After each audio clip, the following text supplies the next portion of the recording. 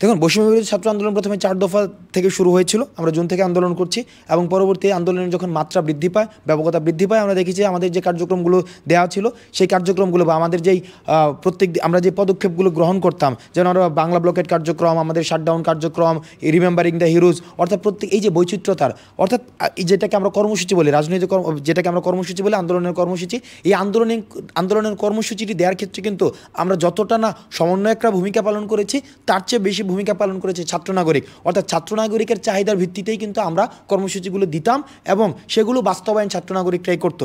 এখন দেখুন, এই ছাত্র নাগরিকের চাহিদার ভিত্তিতেই কিন্তু এখন অন্তর্বর্তীকালীন সরকারে ছাত্র প্রতিনিধিত্ব নিশ্চিত করা হয়েছে।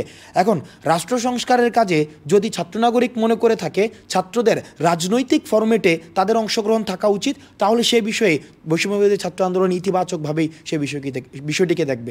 প্রিয় নাম্বার সেট করে বিকাশে সেন্ড মানি করুন ফ্রি।